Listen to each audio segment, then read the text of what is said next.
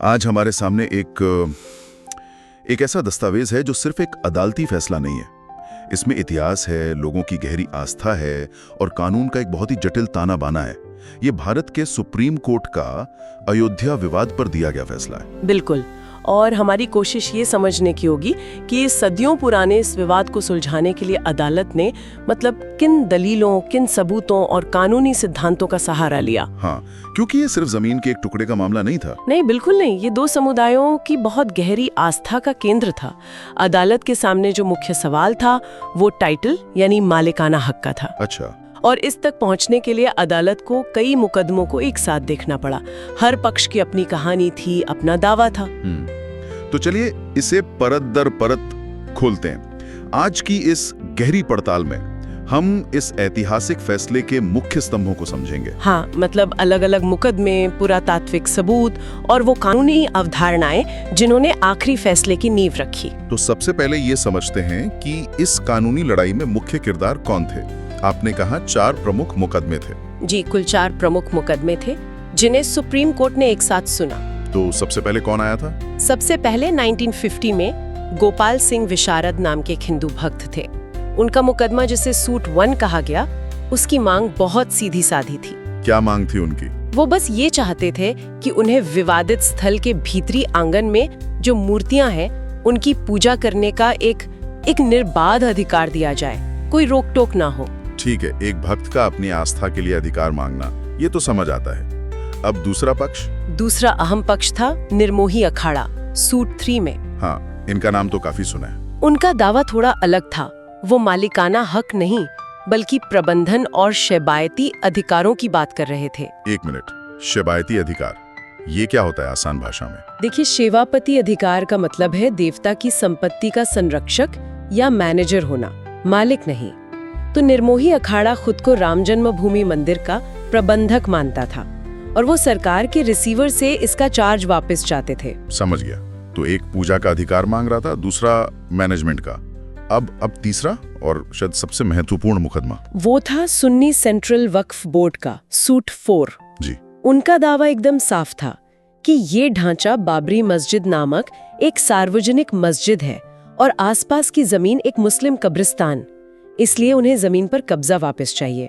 और यही कहानी में एक बहुत ही अनोखा मोड़ आता है। चौथा मुकदमा, सूट 5। मैंने सुना है कि ये खुद भगवान की ओर से दायर किया गया था। ये कैसे हुआ? ये कानूनी तौर पर बहुत दिलचस्प है। सूट 5 में वादी थे भगवान श्री राम विराजमान और अस्थान श्री राम जन्मभूमि। मतलब भगवान खुद एक पार्टी बन के केस में? हाँ, कानून में मूर्तियों को एक जीवित व्यक्ति की तरह माना जाता है, एक जुरिस्टिक पर्सन, और उनकी तरफ से कोई नेक्स्ट फ्रेंड या करीबी दोस्त केस लड़ सकता है। इस केस में पूरी विवादित जमीन का मालिकाना हक मांगा गया था ताकि वहां एक नया मंदिर बनाया जा सके। तो इसी जटिलता के बीच इलाहाबाद हाईकोर्ट ने 2010 में एक फैसला दिया था, है ना? हाँ, और वो एक हैरान करने वाला फैसला था जिसने उलझन और बढ़ा दी। बिल्कुल।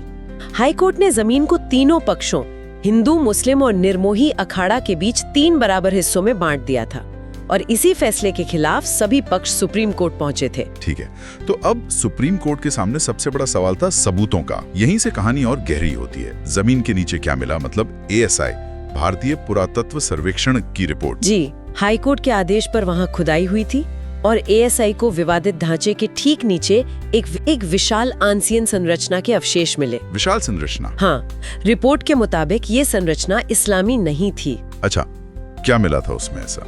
उन्हें 50 खंभों के आधार मिले, पिलर बेसिस, जो एक कतार में थे। एक गोलाकार श्राइन यानी ईंटों का बना पूजा स्थल मिला, जिसमें उत्तर की ओर जल निकासी के लिए एक प्रणाल था, जो अक्सर शिव मंदिरों की एक खासियत होती है।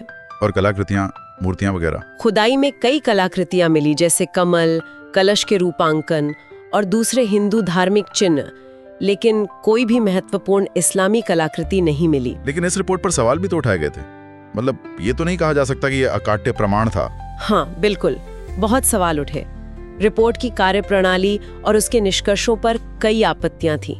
इसीलिए अदालत ने भी इसे एक विशेषज्ञ की राय के तौर पर ही माना, कोई पत्थर की लकीर नहीं। तो फिर अदालत ने इस रिपोर्ट से क्या नतीजा निकाला? अदालत ने ये नोट किया कि रिपोर्ट कम से कम ये तो स्थापित करती है कि मस्जिद खाली जमीन पर नहीं बनाई गई थी। उसके नीचे एक गैर इस्लामी संरचना मौजूद थी। ये एक बड़ा पॉइंट है। अब जमीन के नीचे से निकलकर इतिहास के पन्नों पर आते हैं। पुराने ट्रैवलॉग्स, गजेटियर्स, उनमें क्या लिखा था? अदालत ने कई यात्रियों और ब्रिटिश अधिकारियों के लेखों का भी विश्लेषण किया। जैसे 18वीं सदी के एक यात्री थे, जोसेफ टिफिनथेयर। उन्होंने एक 3 गुंबद वाली मस्जिद का जिक्र किया और लिखा कि उसे या तो बाबर या औरंगजेब ने एक हिंदू मंदिर को नष्ट करके बनवाया था। अच्छा। और उन्होंने ये भी लिखा कि वहाँ हिंदू राम चबूतरा पर पूजा करते थे और परिक्रमा भी करते थे। मतलब विवाद तब भी था और पूजा भी तब भी होती थी। सही कहा।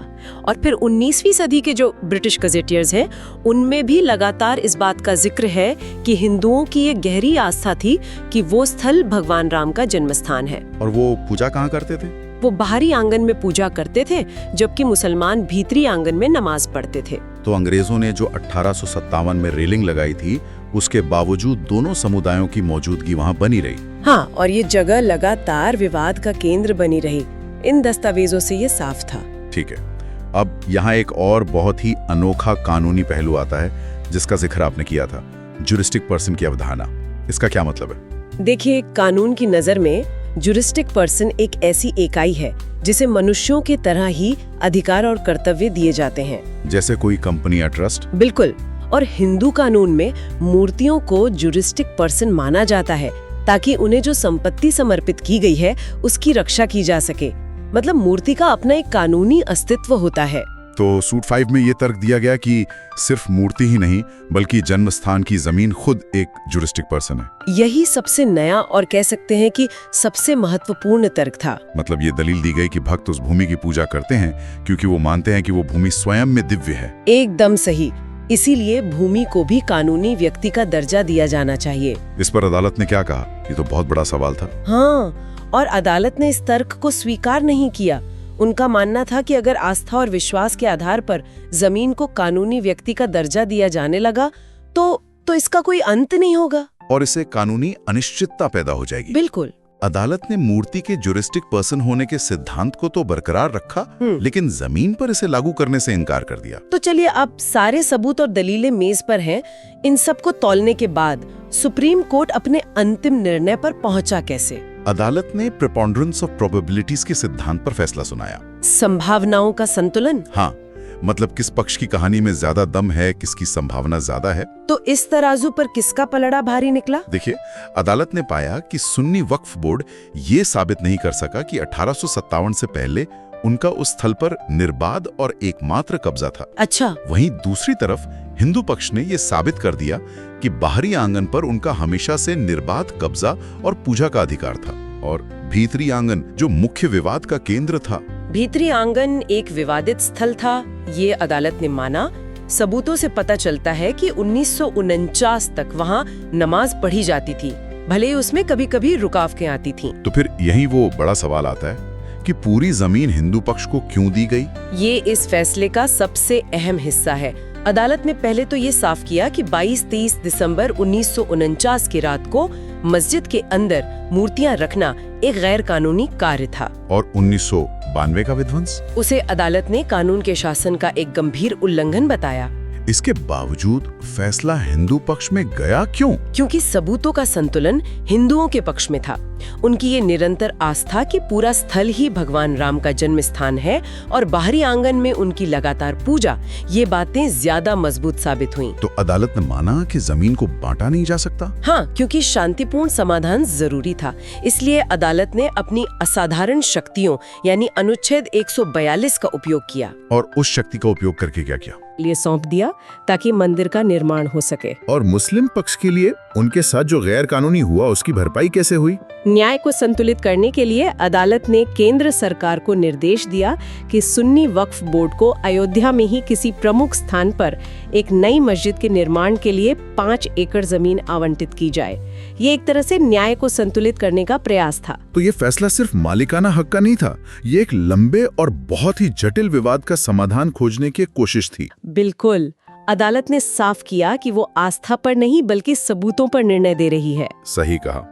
और ये फैसला हमें ये सोचने पर मजबूर करता है कि एक धर्मनिरपेक्ष राष्ट्र का कानून इतिहास के दावों और करोड़ों लोगों की आस्था से जुड़े विवादों को आखिर सुलझाता कैसे है। हाँ, ये एक बहुत मुश्किल संतुलन है। बिल्कुल। और यहाँ हम श्रोता के लिए एक विचार छोड़ जाते हैं। जब ऐतिहासिक अन्याय को सुधारने की बात आती है तो वर्तमान कानून और हमारे संवैधानिक मूल्य क्या भूमिका निभाते हैं, और भविष्य में ऐसे विवादों को रोकने के लिए ये फैसला हमें क्या सिखाता है।